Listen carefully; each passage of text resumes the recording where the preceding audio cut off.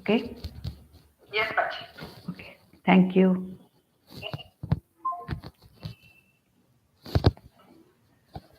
ॐ दक्षिणास्य समारम्भा शङ्कराचार्यमध्यमा अस्मदाचार्यपर्यन्ता स्मर्या गुरुपरम्परा श्रुतिस्मृतिपुराणानाम् आलयं करुणालयं नमामि भगवत्पादं शङ्करं लोकशङ्करं शङ्करं शङ्कराचार्यं केशवं बादरायणं सूत्रभाष्यकृतौ वन्दे भगवन्तौ पुनः पुनः ईश्वरो गुरुरात्मेति मूर्तिभेदविभागिने व्योमवद्व्याप्तदेहाय दक्षिणामूर्तये नमः परिज्ञानाश्रम श्रीगुरुशङ्कर परिज्ञानाश्रम शङ्कर सद्गुरु केशववामन कृष्णपाण्डुरङ्ग आनन्द परिज्ञानगुरु सद्यो जात शङ्कर सद्गुरु गुरुर्ब्रह्मा गुरुर्विष्णु गुरुर्देवो महेश्वरः गुरुः साक्षात् परब्रह्म तस्मै श्रीगुरवे नमः ॐ सहना भवतु सहनौ भुनक्तु सह वीर्यङ्करवावहै तेजस्विनावधीतमस्तु मा विद्विषावहै ॐ शान्ति शान्ति शान्तिः. So now we are looking at a few of the Advaita Stotras composed by Bhagavan Shankaracharya. And in the last few sessions, we saw the most popular of one of the Advaita Stotras of Bhagavan Shankaracharya, which was called as the Bhajagovindam, or which is named as Mohamudkaraha, or the hammer which hammers away all our delusions and prompts the human jiva to make Purushartha Nishchaya as Moksha Purushartha, in favor of Moksha Purushartha. And we saw that Bhajagovindam said that all your Arthakama Purusharthas, all the material acquisitions which you are going after, are only temporary. They are only ephemeral. And what are you looking for? You are looking for that permanent peace, security, and happiness. And you think that the world of objects, people in the world, the situations around you are going to give you that which you are looking for. But whatever you go after does not really give you that peace and security and happiness which you are looking for. It doesn't give you. Then what is it that gives you that permanent peace, security, and happiness which you're looking for? It is nothing but the knowledge of that Atma or Brahman. Bhaja Govindam, choose moksha, choose God, choose Ishvara, choose Brahman, choose to know Brahman, have this Purushartha Nishchaya that if this human life is given to me, it is ultimate to get out of this bondage of samsara. It is ultimately to get out of this series of lives and deaths I have been going through. And it is telling me, Mohamudkara told me, hey Mudhamate, hey deluded intellect, now is the right time for you to think, choose the right Purushartha, choose the right pursuit, which is knowing Brahman, and go for it, and then ultimately get free from this bondage of samsara, which we saw in the last 3 or 4 sessions. Now, as a continuation of that, from today, for the next 2 or maximum 3, should be in 2 sessions, we will take up a work of Adi Shankaracharya called as Sadhanapanchakam. What is the meaning of sadhana?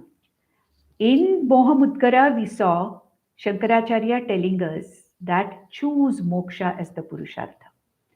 If moksha has to be chosen as the Purushartha, if you have become a mumukshu, that means you have chosen moksha as your goal. So if you have become a mumukshu, what is the sadhana that you have to follow?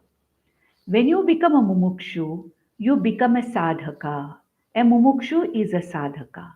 And then he has to follow a certain set of sadhanas to attain his goal called as sadhya. Sadhya is the goal that I have in mind.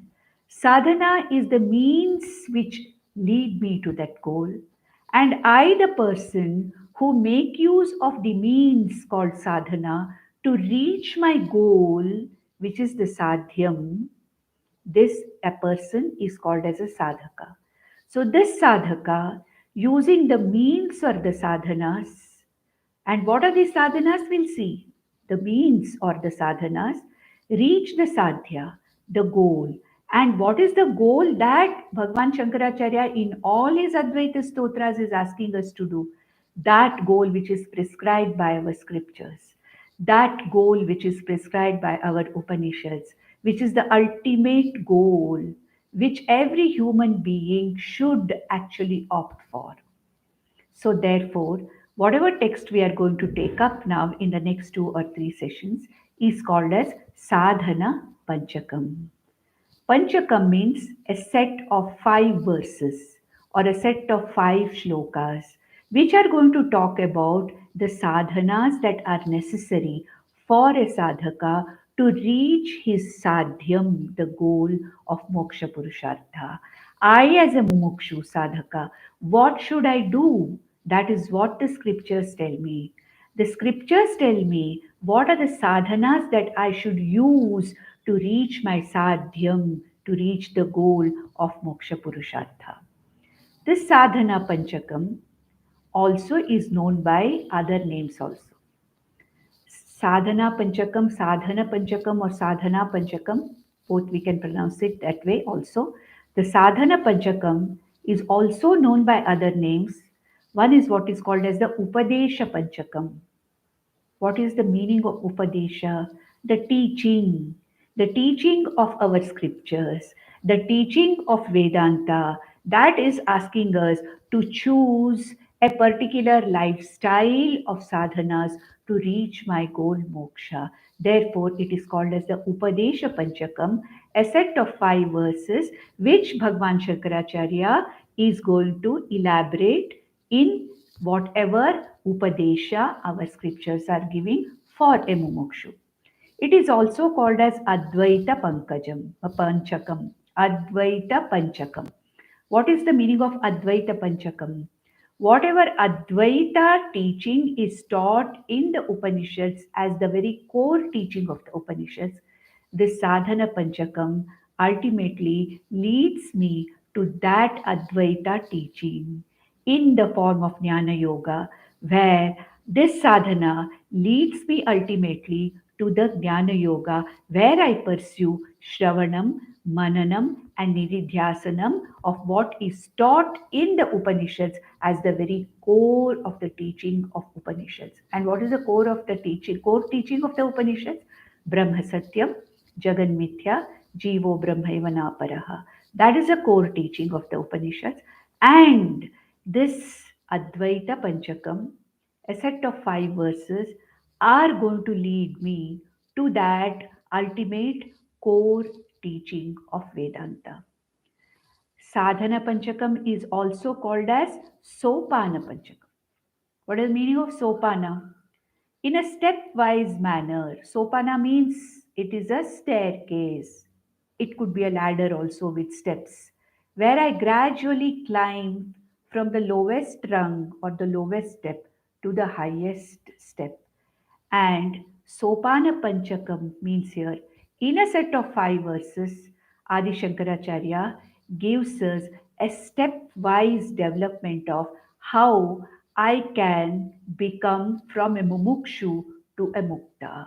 From a mumukshu to a mukta, my journey is stepwise explained as to how I should go step after step to reach my particular goal or my sadhyam, which is nothing but freedom from this bondage, which is, in other words, known as moksha.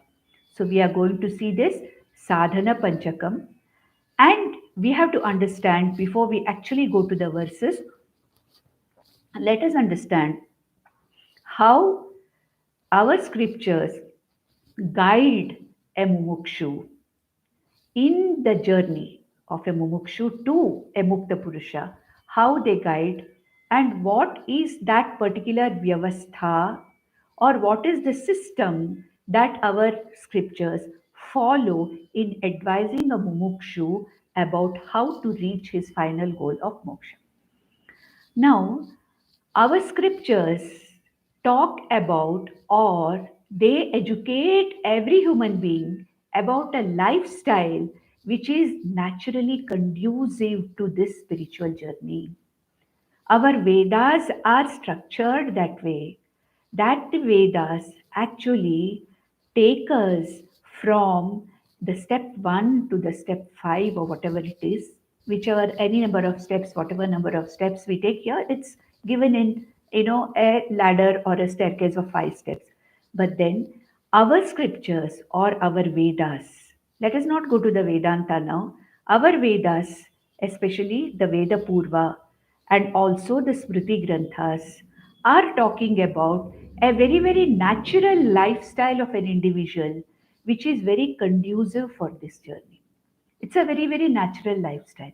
And how does Veda present this particular system or an arrangement so that a person naturally grows in his spiritual journey and has a spiritual growth naturally if he is sensitive enough? So, two kinds of systems or arrangements are followed by the Vedas.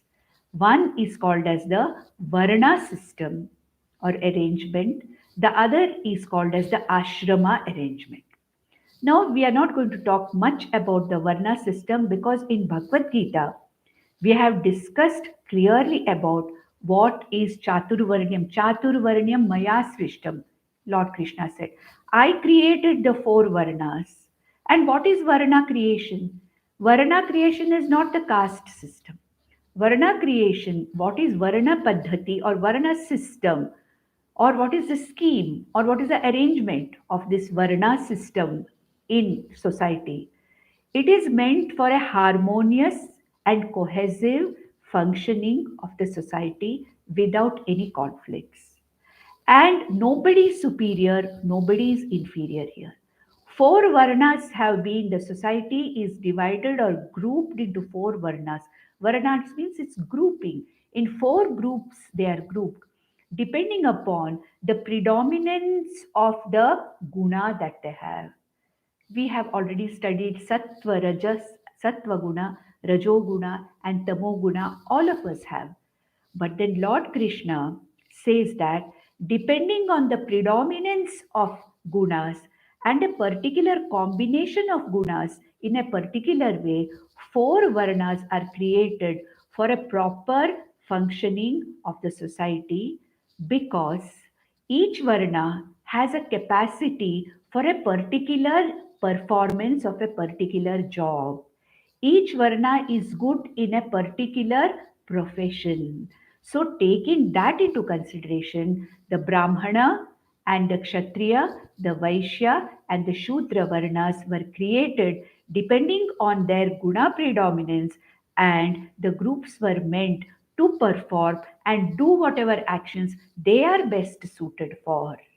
Therefore, there was no superiority or inferiority. It was not a caste system. It was a grouping where four groups performed whatever they were best at to run a very, very positive and a cohesive and a harmonious society. Sadhana Panchakam does not deal with the Varna system. It deals with the second system or the arrangement for the individual growth, for the growth of the individual jiva. That is called as the ashrama system. Ashrama system means they are the different stages of the life, stages in the life of a person. And all of us, all jivas, that is human jivas, go through, according to our scriptures, go through these four stages in one's life. The Brahmacharya Ashrama. Ashrama means a particular stage in one's life. And Sadhana Panchakam, since it deals with the individual spiritual growth and not with the harmonious functioning of the society, Here, Bhagwan Shankaracharya is giving absolute, importance to the ashrama system or the ashrama arrangement. In the ashrama arrangement, an individual person gradually grows from brahmacharya ashrama to grahastha to vanaprastha and lastly to sannyasashrama. The Brahmacharya ashrama is basically to learn, to gather information, to learn the Vedas, to learn the very scheme of life that is given in the Vedas. Then Grahastha is meant predominantly for karma, predominantly for the karmas that have been talked about in the Vedas for the sake of Chitta Shuddhi. So, being a grahastha following the Vedic injunctions and doing whatever the Vedapurva asks a grahastha to do is naturally, without his knowledge, growing spiritually. With Karma Yoga way of life, a life of contribution in the grahastha a life of activity or pravritti in the grahastha. This grahastha is meant for chitta shuddhi or preparing the mind of the individual grahastha for later withdrawal from active life. So grahastha is the active life.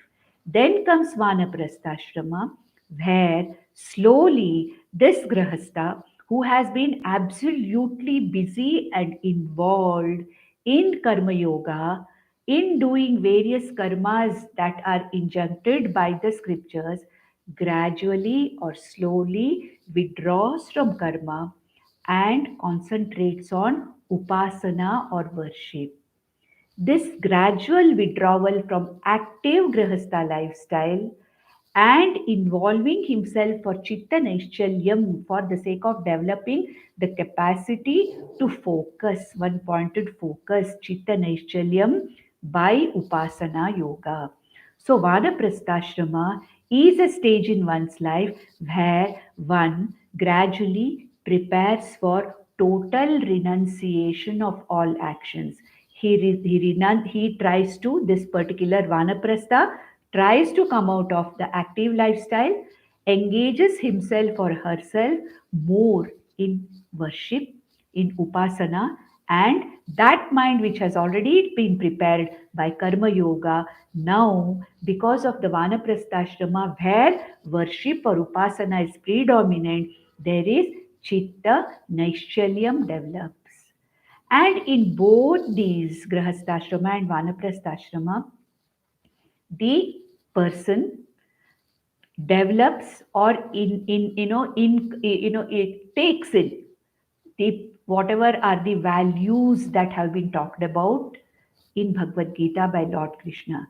He imbibes the values, amanitvadi values, which become stronger in Vanaprastha and allow this grahastha to gradually withdraw from that pravritti lifestyle of a grahastha. Vanaprastha is almost like a kind of a shock absorber or an absorber between grahastha and the total renunciation and going away in the form of sannyasashrama. And the last station of one's life, according to our scriptures, is sannyasashrama, where a person either completely gives up all the karma, walks away from home, takes up to a lifestyle of a monk, either vidhivat as a sannyasi, or internally he completely renounces all activity that he was doing in grahastha and vanaprastha. And the ultimate purpose of sannyasashrama is to involve in committed pursual of the study of Vedanta, to pursue the study of what Vedanta says, Vedanyana Yoga. So, what is Brahmacharya Ashrama? Learning the basic skills and the basics, preparing this person for the next ashrama. Grahastha is Karma Yoga Pradhana, Vanaprastha is Upasana Yoga Pradhana, and Sannyasa Ashrama is Jnana Yoga Pradhana Ashramas. So, these four ashramas, each ashrama has its own set of duties, has its own sets of what has to be done, what should not be done, and then what is the benefit of doing what is to be done, what is the benefit of not doing what is not to be done.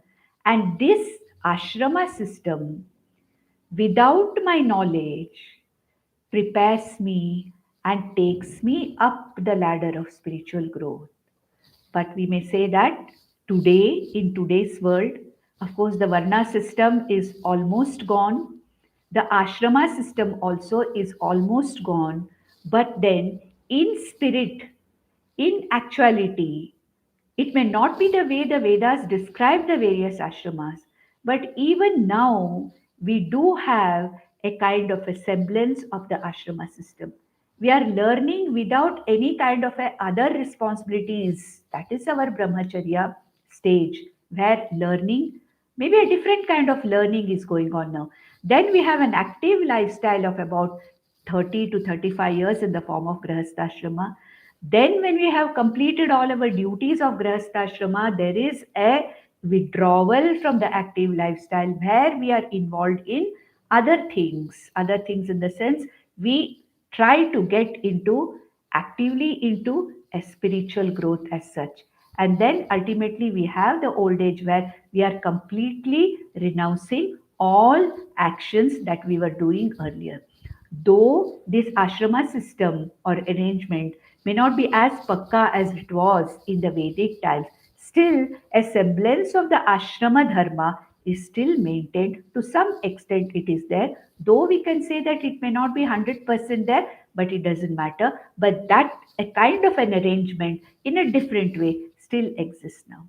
So, what is it that Bhagwan Shankaracharya is going to talk in the Sadhana Panchakam? Is that what one has to do as a brahmachari, what one has to do or not do as a grahastha, what are the responsibilities of sadhanas that have to be done as a brahmachari, as a grahastha, as a vanaprastha, and as a sannyasi. That is gradually growing from karma yoga to upasana yoga to jnana yoga, ultimately jnanam and moksha. This is going to be talked in a series of 5 shlokas, which gradually take me from Brahmacharya ashrama to ultimately to sannyas ashrama to the state of nididhyasanam. This is the sadhana he is talking about here. Now, before we go to the verses where they are specifically meant for a mumukshu who has to go from brahmacharya ashrama to the sannyas ashrama, before that we have to understand that there are different things which are to be followed generally and specifically by every individual. Now, there is something called as a Varna Dharma, Ashrama Dharma. A particular person belonging to a particular Varna has to follow a certain system of life which we call as Varna Dharma. Similarly, a person who is in a particular ashrama has to follow a particular Veda injuncted way of life called as ashrama dharma.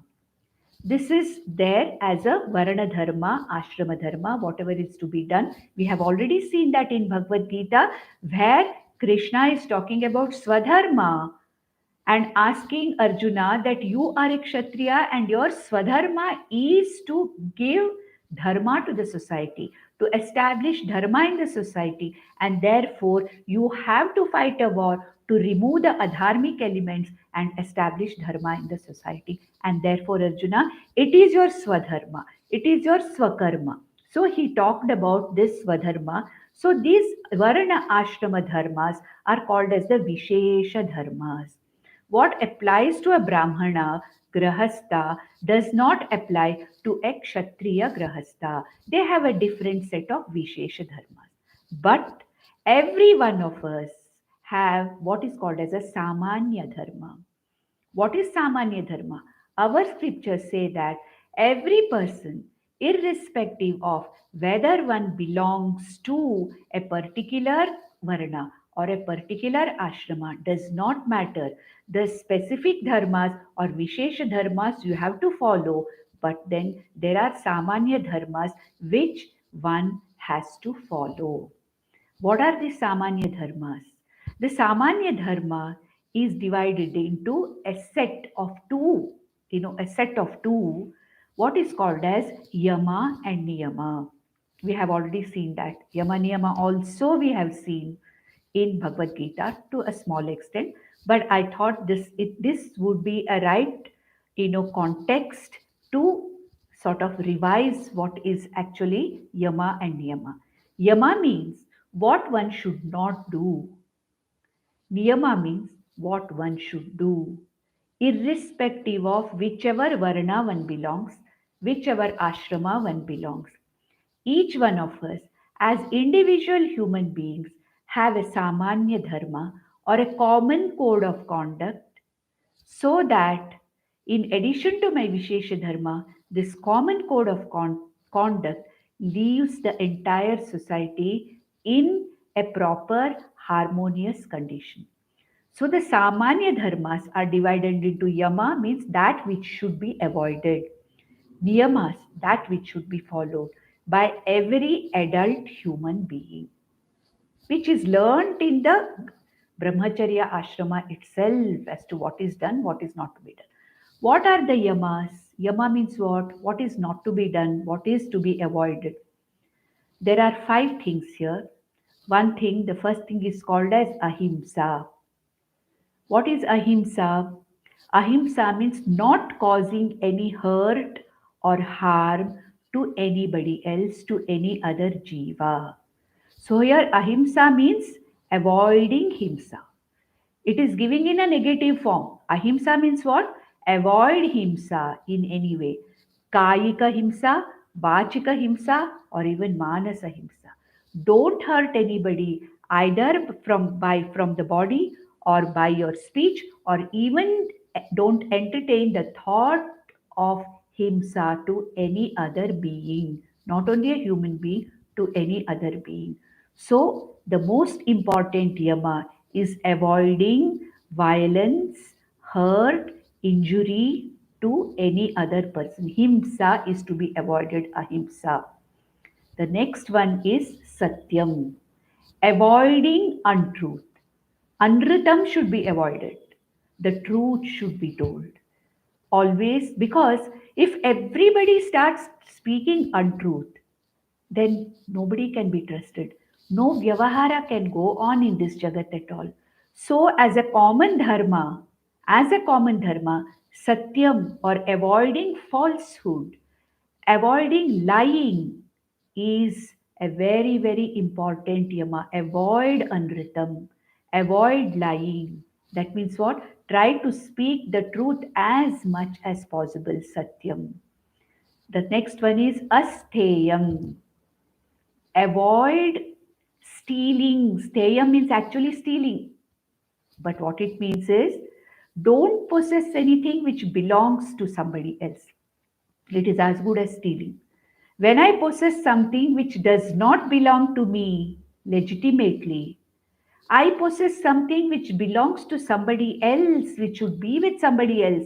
I have, by some adharmic action, taken it, and I am possessing something which is not mine, legally mine or legitimately mine or naturally mine, but which I have taken forcibly from somebody, causing himsa to that other person. It is steyam, or it is like stealing. So asteyam means what? Not possessing something which belongs to somebody else, really belongs to somebody else and doesn't belong to me, astheyam. So ahimsa, satyam, astheyam. Then fourth one is brahmacharyam. Brahmacharya means what? Proper conduct and proper kind of, mental attitude towards a person of opposite gender. No adharmic way of connecting with the opposite gender.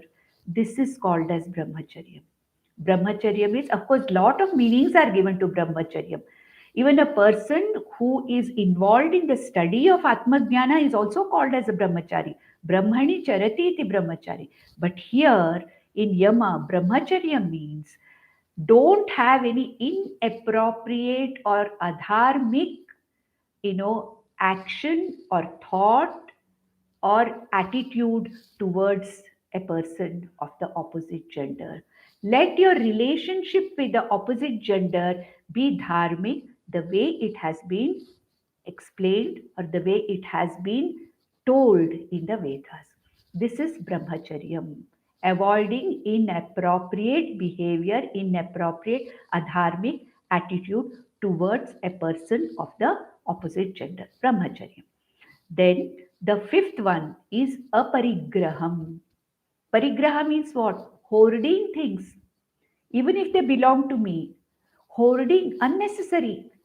If we really go to houses, we'll see. I mean, in our own house, let us see how many things are there which we don't need.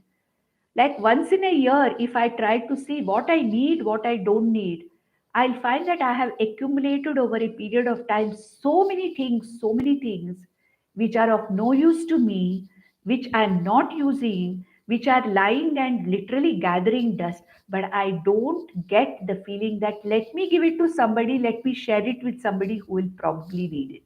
So, aparigraha means what? I don't accumulate or hoard things. Even if somebody gives me unnecessary, I can always say, I don't want to hoard things. I have enough. Don't give me anything. I don't want to accept it. So, aparigraha means what? Not unnecessarily hoarding or accumulating things. And in today's world, all these five, how many of us are following? So the Samanya Dharma itself is eroding so much, isn't it? But then, this is the Vedic pattern of Samanya Dharma for a happy and a harmonious society. So, what should not be done? Yama, these five we talked about. What should be actively pursued? What should be done for individual spiritual growth as well as the societal growth? What is one supposed to do as common dharma, as samanya dharma for all the varna ashrama arrangement for people belonging to all varnas and ashramas? They are called as the niyamas. And what are they? Shaucham, cleanliness, bahya shaucham, antara shaucham, that is shuddhata outside in my appearance also, at the same time inside in my thought also I am pure. Okay, that is shaucham. Then santosham, being contented with what is there with me. Yadricha labha santushtah. Yadricha labha santushtah, whatever I get, I'm happy with it. Whatever I have legitimately earned, accumulated, that belongs to me. In that also, if I can reduce the hoarding, if I can reduce the unnecessary things and create a space for myself, it creates a space in my mind also. The outside clutter, that we clutter, accumulating so many things, it is nothing but a manifestation of the clutter inside my mind.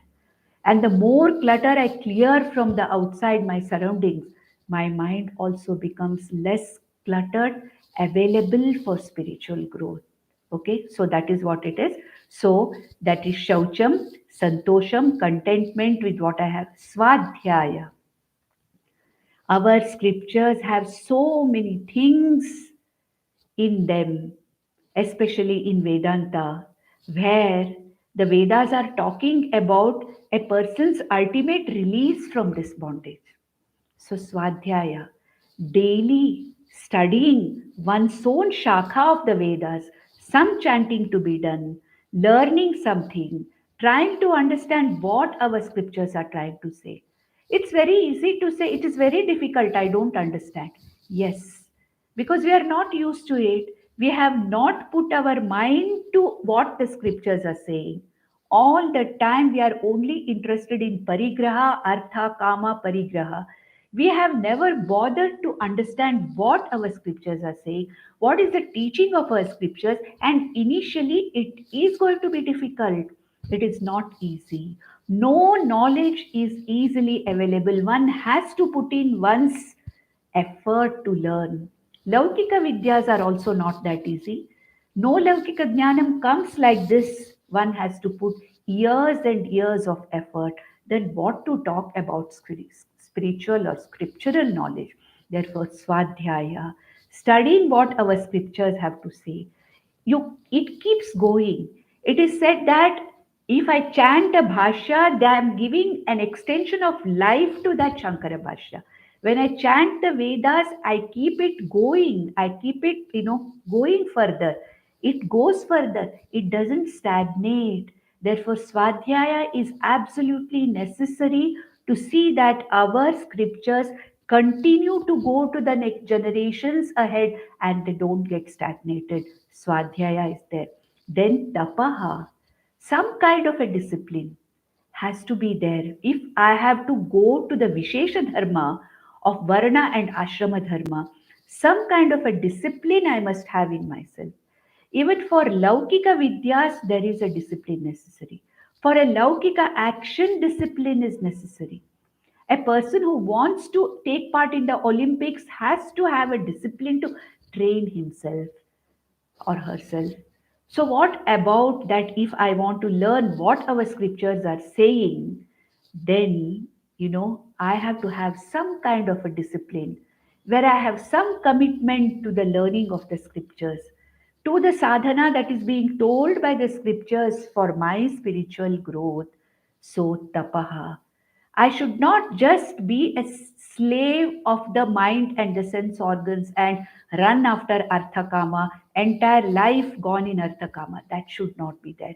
There should be some kind of a discipline for my spiritual growth, my emotional growth. It is absolutely necessary to grow as a person. It is necessary to have some kind of a tapa. That is being talked about as a niyama. Some kind of a tapa, whatever it is. Maybe an Ekadashi Upavasa is a type of tapa. Going for a pilgrimage is a type of tapa. Even Swadhyaya itself, that I commit so many hours in a day for the study, going to a guru and doing whatever is necessary to, it's all a form of discipline, tapas, tapa. That is at the physical level, at the vak level. We have seen it in Bhagavad Gita. Three kinds of tapa. What are they? At the body level, there is tapas. At the vak level, there is tapas, discipline. At the mind level, also there is tapas. And there are three: sattvika, rajasa, and tamasa tapaha. We have seen it in detail in the 17th chapter. So, tapaha, a self discipline for the emotional and spiritual growth of the individual. And the last thing of the niyama is Ishvara Pranidhana. That means surrendering, recognizing that there is a higher power and Ishvara and worship of Ishvara. Accepting Ishvara in my life, bringing in Ishvara more and more in my life doesn't mean I don't do any self effort. I do, I put all my effort. At the same time, I surrender to Ishvara for grace so that my growth, my emotional and my spiritual growth goes without any problems. This Yama Niyamas are the Samanya Dharmas which are prescribed for every person, irrespective of Varna and Ashrama. Now we will go into the actual text of Sadhana Panchakam. All this particular introduction was absolutely necessary to come to what actually Bhagwan Shankaracharya is going to talk about in Sadhana Panchakam. And he starts from Brahmacharya Ashrama. So let us read the first verse. The first verse is talking about the Brahmacharya Ashrama and the Grahastha. The second verse and the third verses will be talking about commonly, continuity is there, of Vanaprastha and Sannyasa Ashrama. What are the sadhanas to be followed at each particular stage in one's life? And the last two verses, fourth and the fifth verses, are certain instructions given for this knowledge to become absolutely a nishtha in me. This knowledge, ultimately the Atmajnanam, that should become a naturally assimilated, available knowledge to me. So, what should a person who has got this knowledge do to establish that nishtha or assimilation of that knowledge? The general instructions to a person who is in jnana yoga, general instructions to a jnana yogi are given in the fourth verse and the fifth verse. So let me read it, and we read it like Dakshinamurti Stotram in that particular meter only. We read it. I'll first read it, then line by line I will explain what it means.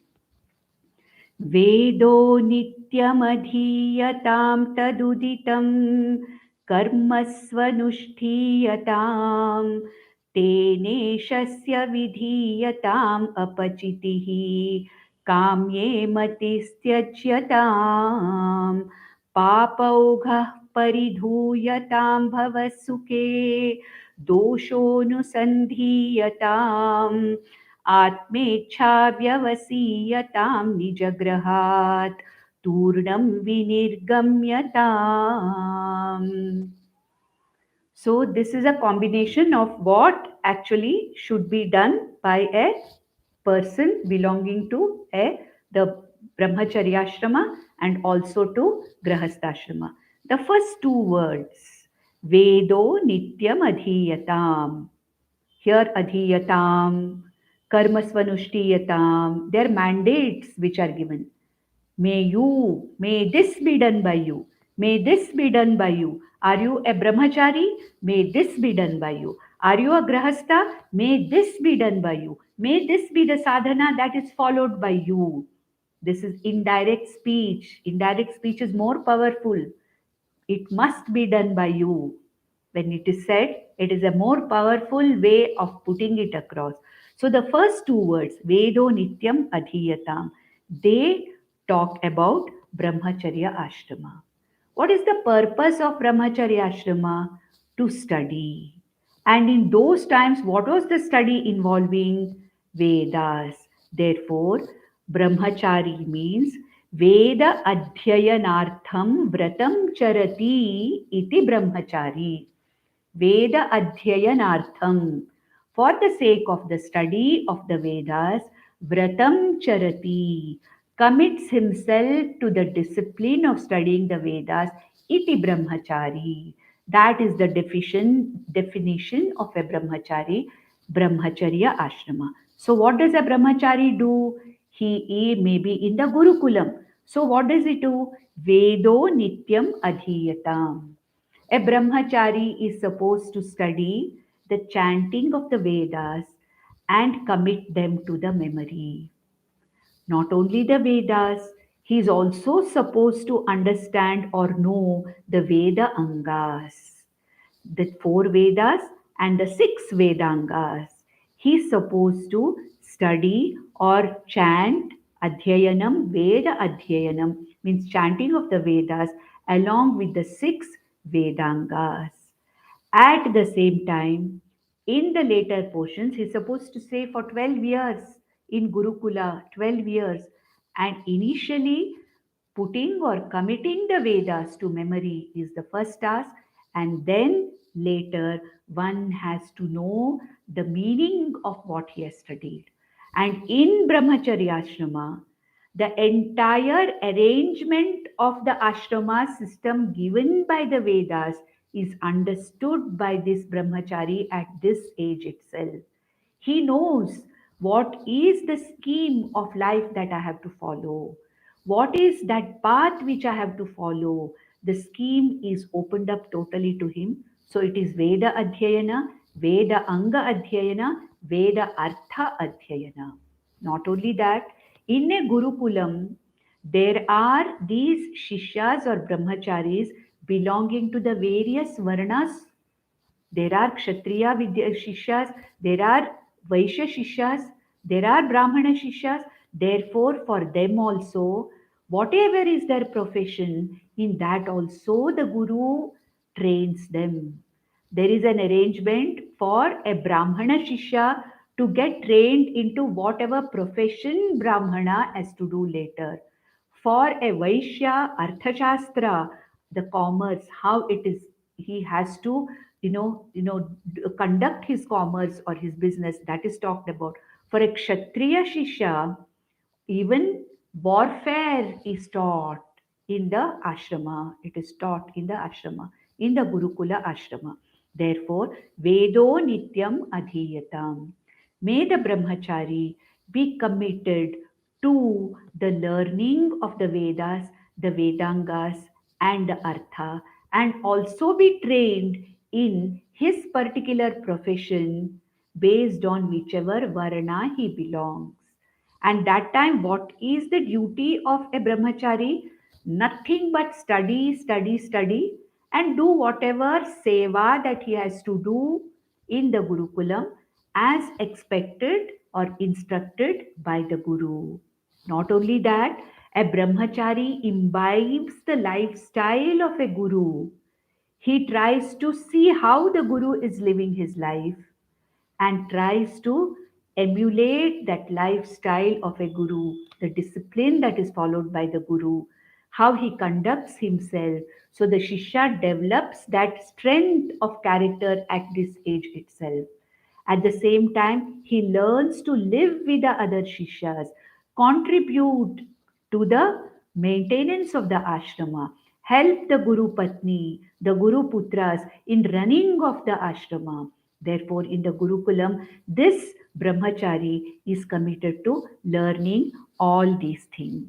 Then comes the grahastha where a person graduates from Gurukulam, from Brahmacharya Ashrama, full of knowledge, which is required to be put into action. He has acquired that knowledge, but that knowledge has to be put into action. And taduditam karma svanushthiyatam. That means what? Now, after this brahmacharya, the second half of the first line, taduditam means what? Whatever Vedas are talking about, karma, whatever is to be done by a grahastha, svanushthiyatam. May you follow the swadharma of your particular ashrama, of your particular varna, as given, as told by the Vedas. Here, karma swa anushtiyatam. Swa karma anushtiyatam means what? Karma means what here? The karmas or the activities or the actions, the Vedika karmas that have to be done by a grahastha are of can be divided into four types. Nitya Naimittika karmas, which Krishna called in Bhagavad Gita, Niyatam Kuru Karmatvam, Niyatam, Niyata Karmani. That means compulsorily to be done karmas. What are called as the Nitya Naimittika karmas? Then there is a second group of karmas called as Kamya karmas. I have a certain desire for something as a grahastha. I can achieve that desire by doing a certain karma or a certain ritual as told, as advised by the Vedas and get it dharmically for a particular purpose. That a person wants progeny, putra kameshti yaga is there. A person wants something else.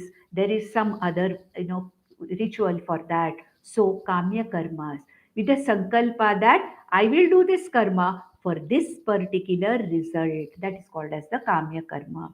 Then there are called as prayashchitta karmas that I have erred somewhere, I have gone against the dharma somewhere, and I have to make atonement for what I have gone against, called as the prayashchitta karmas. The last one is called as the nishiddha karmas, where a grahastha is not supposed to do certain things, nishiddha karmas. So now, Nitya Naimittika karmas are the compulsory karmas. Those Nitya Naimittika karmas, tad uditam karma means swakarma, swadharma. What is that? Nitya Naimittika karmas, the compulsory karmas that have to be done in the Grahasthashrama, may you do them. Now you may ask, there are so many Nitya Naimitika karmas.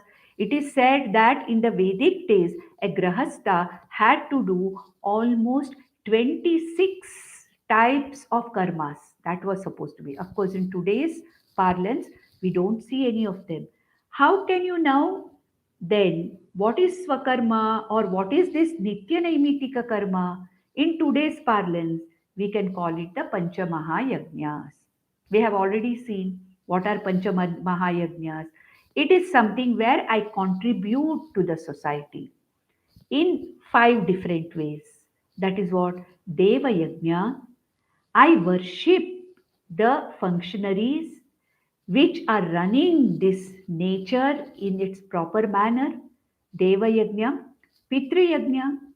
My gratitude I show by doing certain things for my forefathers who have passed away, and today I'm here because of what they were. Pitru Yajna. Then we have Brahma Yajna or Rishi Yajna, where we are indebted to our rishis for having given this knowledge to us, for having given and deciphered this Vedas to us. So we show our respect to them by certain karmas in the form of Swadhyaya. What we are doing is Brahma Yajna. What we are studying now for the last 2.5 years, every week we are sitting together studying some text or the other. This is nothing but Brahma Yajna. Brahma Yajna. Then Manushya Yajna. I contribute to the other jivas, manushas, other people, other human beings around me in the form of helping them in whatever way I can. Manushya Yajna. Last is Bhuta Yajna. Bhuta Yajna means I contribute to the harmony of the entire nature for all the other jivas also, like the plants and animals and birds and reptiles or whatever it is. I, to some extent, positively contribute to them. So, in today's parlance, the Nitya Naimittika karmas of the Vedas, which were meant for the Grahasthas, can be translated or can be talked about in the form of Pancha Mahayajnas. That is a fivefold contribution for the harmony of this entire universe. What I can contribute, because I take from so many people. I have received from my parents. I receive from Ishvara in the form of rains and in the form of so many things. I have received this knowledge from the rishis for my spiritual growth.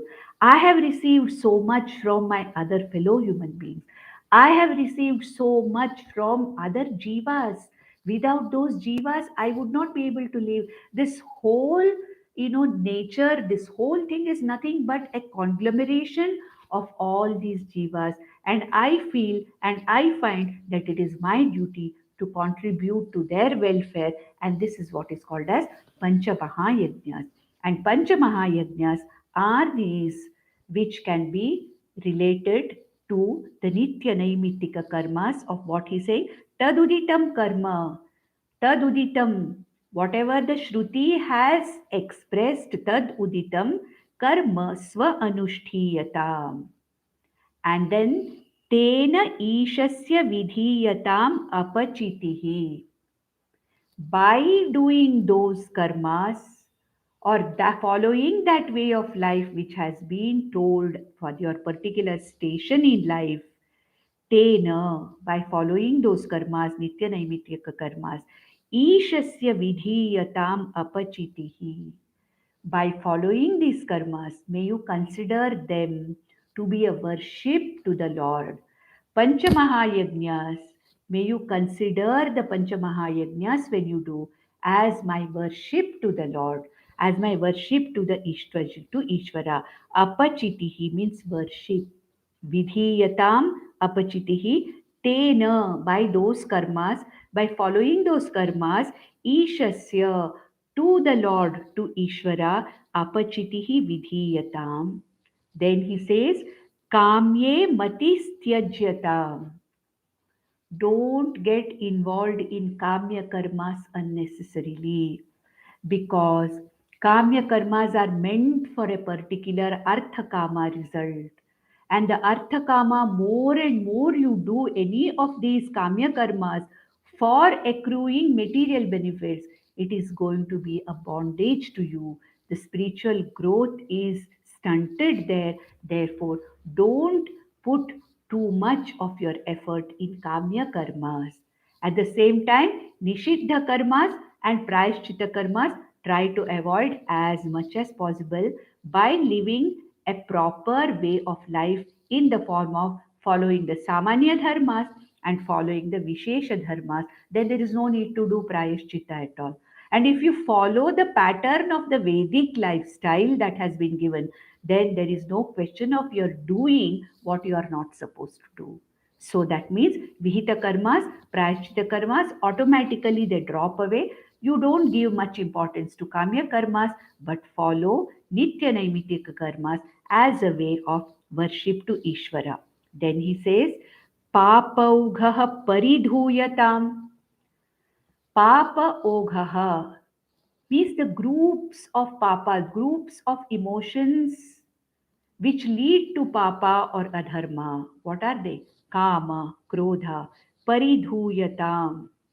May you completely wash them away from your mind and have chitta shuddhihi.